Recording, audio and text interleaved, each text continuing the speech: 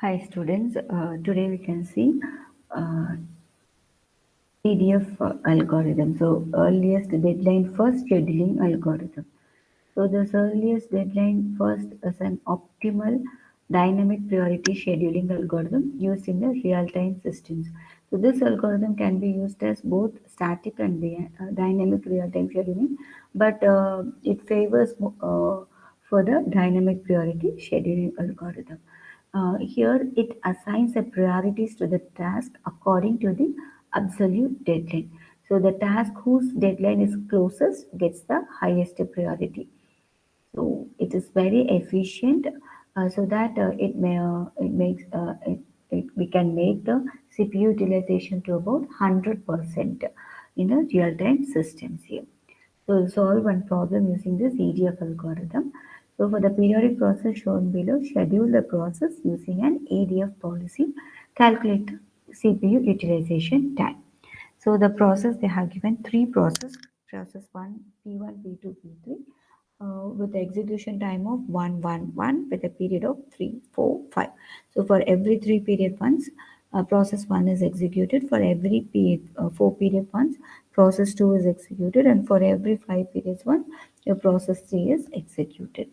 So here, before going into us uh, scheduling, so we have to find the least common multiple of the period. So here the least common multiple of the period, so 3, 4, 5 is going to be 60.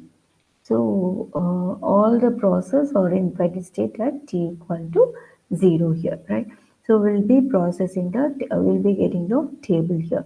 So in this table, we'll be having time, process, running process, and then period. So we have to get the time for 60, right? So here in this slide, I have given 35. The next slide, I'll be getting the 60, that is 0 to 59. So in this, after getting this time period, first we have to, in the table of column, we have to fill the time period from 0 to 59. Next, we have to fill the periods here. Right, so here for every 3 periods once, the process will get executed. So it is going to be 1, 2, 3, P1. Again, 1, 2, 3. B1, 1, 2, 3. So similarly, for every 3 period once, we will be fixing the process P1, right? So similarly, till 59, we have to fix this P1 here. Then for process P2, for every 4 period once, we'll be fixing, we'll be scheduling the P2, right? So 0, 1, 2, 3, P2. 0, sorry, 1, 2, 3, 4. 1, 2, 3, 4. Similarly, 1, 2, 3, 4. So for every 4 period once, we'll be fixing my P2 here. Right. So see till 59 time period 59, we have to fix the P2. Next, we'll go for the P3. For every 5 periods once, we'll be fixing the we'll be executing scheduling the P3. So 1, 2, 3, 4, 5. 1, 2, 3, 4, 5. 1, 2, 3, 4, 5. So likewise for every 5 periods once we'll be fixing the P3. So till time period 59 we'll be fixing the P3. So after fixing the deadline for process 1, process 2, process 3, for the entire time period 0 to 59 we'll be going for the running process. So at t equal to 0, so P1, P2, P3, all the three processes in ready state. So which will gain the CPU time now, which is going to have the closest deadline. So that will gain the CPU time. So here the closest deadline is P1. So at t equal to 0, P1 will gain the uh, CPU time. So after P1, pending is P2 as well as P3. So P2, P3 among this one, which is going to give the closest deadline, P2 is the closest deadline. So P2 will gain the CPU time. So at t equal to 2, P3 is pending. So P3 requires 2 time periods. So we'll be allocating 2 time period. At t equal to 4, P1, P2, both the processes are pending. So in this P1 and P2, which is going to gain the CPU timer, which is having the closest deadline. So P1 is here, P2 is here. So P1 is the closest deadline. So that will gain the process CPU time. So at t equal to 5, P2 is pending, P3 is pending. So which has the closest deadline? P2, right? So it gains the P2 gains the CPU time. So at t equal to 6, P3 is pending, P1 is pending, right? So P3, P1. So among P3, P1, which is closest, which has the closest deadline? P1. So your CPU time will be gained by the process P1. So similarly, P3 is pending. So we'll be allocating P3. Now at t equal to 9, P2 is pending, P1 is pending. So among these two, which is going to have the closest deadline, both the things have the same deadline. So I can allocate P1 and P2. Even if I allocate P2 and P1, nothing wrong in it, as it has two um, uh, um, same deadline, as well as execution time is also same. Suppose if the execution time is different now, which is going to have the least execution time, so that will gain the priority. So t equal to 11, so P3 is pending here, right? So P3 is pending, so we'll be allocating time, CPU time for P3. So at t equal to 13, so P1, P2, both are pending here, right? So at t equal to 13, which is going to have the closest deadline, P1 is going to have the closest deadline. So your CPU time will be allocated for P1. So at t equal to 14, P2 is pending. So time CPU time will be allocated for P2. At t equal to 15, P1, P3, both are pending. So which is having the closest deadline? P1. So P1 will be gaining the CPU time. At t equal to 16, your P3 as well as P2, both are pending here. Right, so here both are having the same deadline. So first among this P2 and P3, which is having the least execution time, P2 is having 1, P3 is having 2.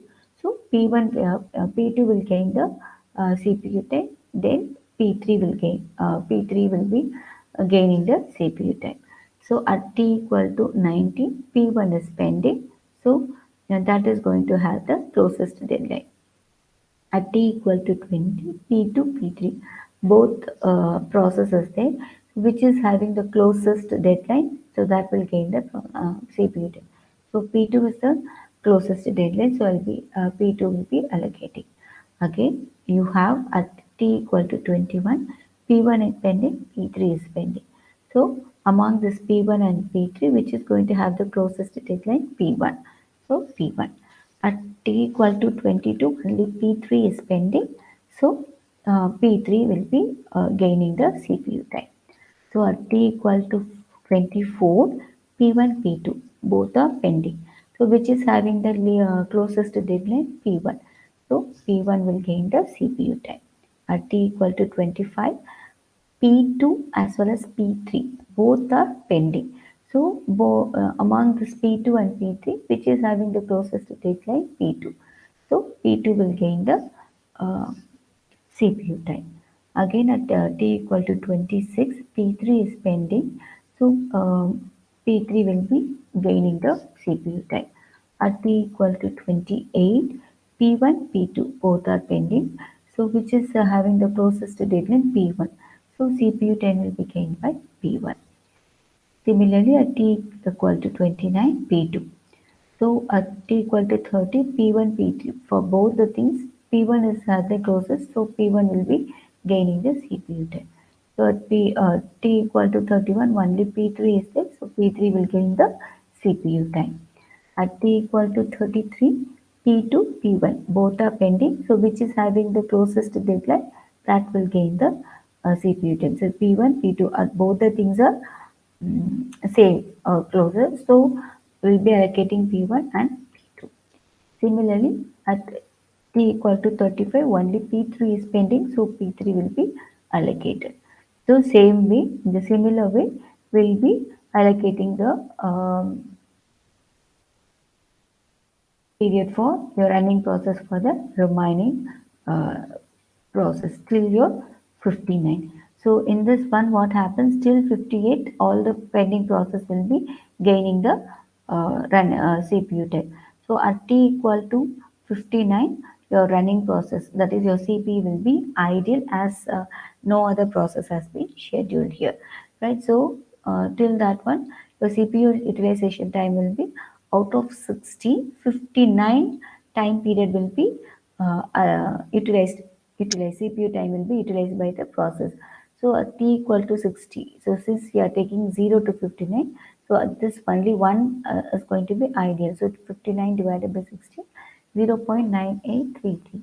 So your CPU utilization is very high in the EDF here, as we are allocating the process dynamically, as we are fixing the priority for the process dynamically based on the deadline.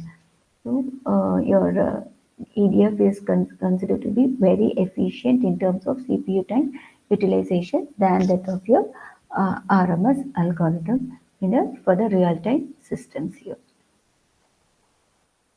Thank you, students.